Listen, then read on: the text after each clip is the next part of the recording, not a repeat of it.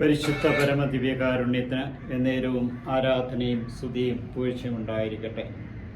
കർത്താവേ, ഈ പ്രഭാതത്തിൽ എൻ്റെ മേൽ അങ്ങ് ചൊരിഞ്ഞ എല്ലാ അനുഗ്രഹങ്ങൾക്കും നന്ദി പറഞ്ഞുകൊണ്ട് ഞാൻ അങ്ങയെ സ്തുതിക്കുന്നു, ആരാധിക്കുന്നു, മഹത്വപ്പെടുത്തുന്നു, നന്ദി പറയുന്നു. കർത്താവേ, എൻ്റെ മേൽ ചൊരിഞ്ഞ അനുഗ്രഹങ്ങൾക്ക് പകരമായി ഞാൻ എന്ത് കൊടുക്കുമെന്ന സങ്കീർത്തകൻ 16-ാമത്തെ സങ്കീർത്തനത്തിൽ ചോദിക്കുന്നുവല്ലോ. 116 ഈ സങ്കീർത്തന വചനങ്ങളെ എന്നെ കൂടുതൽ ശക്തിപ്പെടുത്തട്ടെ. കർത്താവായ യേശുവേ, അങ്ങ് ജീവൻ്റെ അപ്പമാണെന്നും ഈ അപ്പം ഭക്ഷിക്കാൻ നിത്യം ജീവിക്കുമെന്ന് അരുൾ ചെയ്തപ്പോൾ ഇത് മനസ്സിലാക്കുവാൻ പ്രയാസമാണ്, ഈ വചനം കഠിനമാണ്, ഇത് ശ്രവിക്കാൻ ആർക്ക് കഴിയും എന്ന് ശിഷ്യന്മാർ പിറുപിറുത്തു. പലപ്പോഴും ഞങ്ങളും പിറുപിറുത്തു പോയ അവസരങ്ങളുണ്ടായിട്ടുണ്ട്.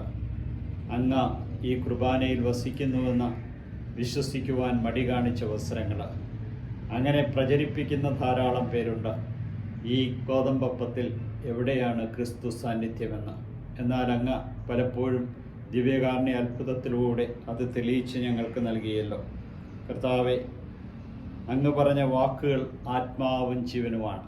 മറ്റാരുടെയും പക്കൽ ഞങ്ങൾക്ക് പോകാനില്ലെന്ന് അപ്പോസ്തലന്മാർ ഏറ്റുപറഞ്ഞപ്പോൾ എപ്പോഴും അവരുടെ കൂടെ ഒരു കുർബാനയായി കൂടെ നടന്ന അങ്ങയുടെ സാന്നിധ്യത്തെ ഓർത്ത് നന്ദി പറയും. അങ്ങയുടെ കൃപയും അനുഗ്രഹവും ഞങ്ങൾക്ക് ഓരോരുത്തർക്കും ഓരോ നിമിഷവും നൽകി അനുഗ്രഹിക്കുന്നതിനെ ഓർത്ത് അങ്ങയെ സ്തുതിക്കുന്നു, ആരാധിക്കുന്നു, മഹത്വപ്പെടുത്തുന്നു.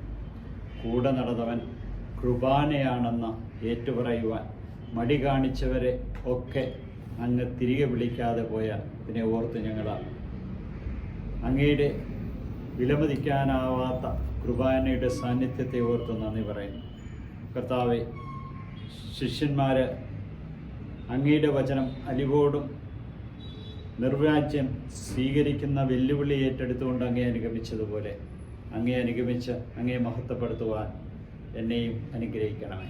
അങ്ങയുടെ കൃപകളാൽ നിറഞ്ഞ് അങ്ങയെ മഹത്വപ്പെടുത്തി ഓരോ നിമിഷവും പരിശുദ്ധ കുർബാനയുടെ സാന്നിധ്യം ജീവിക്കുവാൻ എന്നെ അനുഗ്രഹിക്കണമേ.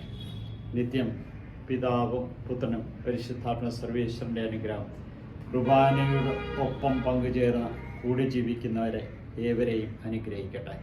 ഈശോയെ നന്ദി, ഈശോയെ സ്തുതി, ഈശോയെ ആരാധന.